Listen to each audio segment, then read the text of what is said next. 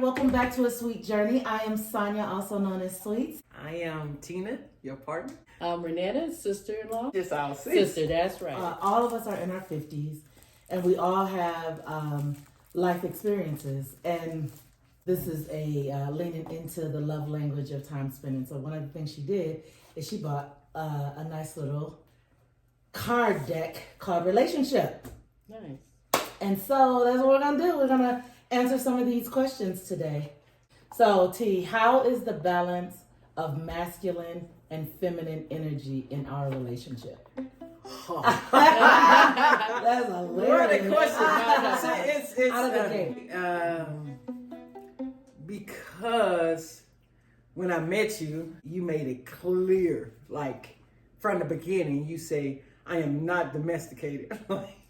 So people would look at the way I carry myself and say, like, I carry more of the masculine, but I'm going to do what society probably calls more of the feminine. I'm going to clean, I'm going to wash, I'm going to go to the store, do shopping or the delivery if I don't want to go. I'm going to be the one to break out iron or fold the clothes or organize the things that one might consider domesticated. But if somebody's going to open the door for someone, it's going to be me that open the door. My friends have been in my circle for over 2 decades, so they've seen me evolve to a stronger person and a better person, and they contribute that to what you bring to the relationship. Mm-hmm. So I am in my 50s, to bring it back to where we are. Mm-hmm. I am mentally stronger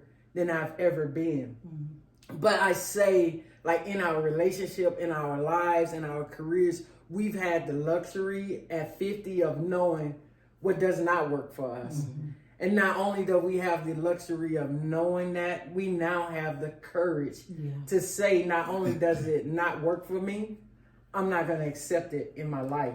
So we have that now. And I think when it comes back to that relationship question, like I would say we're balancing both, because I'm not going to cook anything. So if anything gets cooked in this house, it's going to be you, right? If anybody's going to put on makeup or make sure we're sitting in front of this camera looking any kind of way decent, it's going to be you. So I think we balance each other in our strengths. We know what works for us, because decency, order, cleanliness, all of that is important to me. Yeah.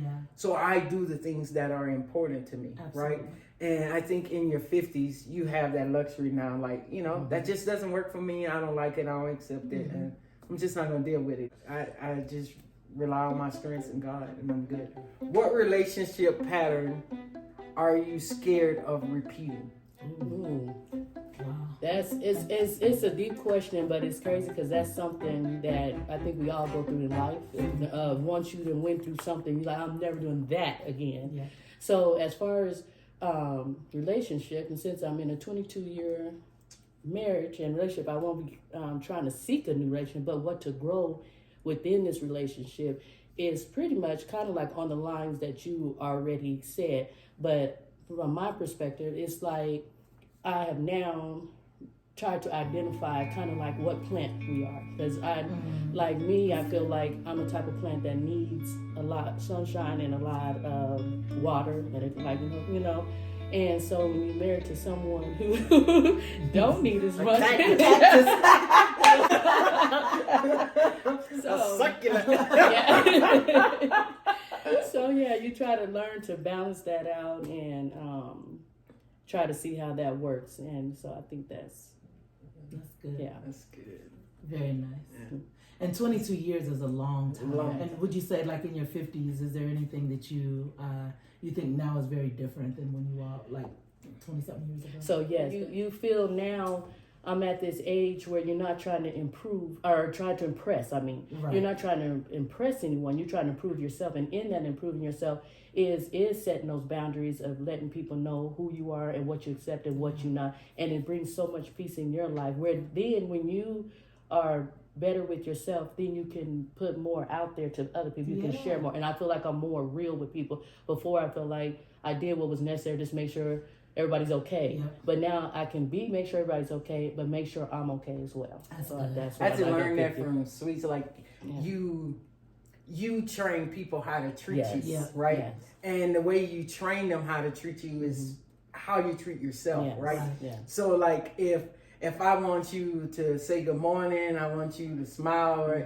right? So I do that to myself. Like, you know, by the time you tell me I look good, this is going to be at least the second time I heard it today. Because I've already said, you look good today, you know?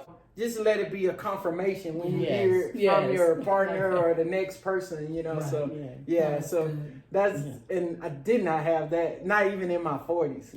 Yeah. Even though in my 40s I felt a little freer, like I'm like, you know, pretty much I forget what you said. Like I've been here 4 decades, and what I know is everything has an end. The good, the bad, the ugly, all has an end, right? Yes. So, but in the 50s, you get more strength to live inside of what you're feeling and thinking. You know, with the luxury of that. Yeah. And I wish I could have given like half of this to my 20-year-old self. You know, like how would you feel if a work requirement disrupted a personal commitment?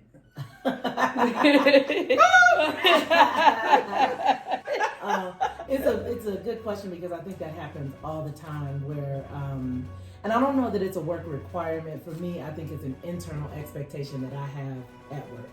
Because I want to be a big performer. I want to be present for people who work with me. I want to all of these things. And sometimes that disrupts my personal life. So that like, it'll be like 5:00 p.m. and I'm like, let me just finish these last few things.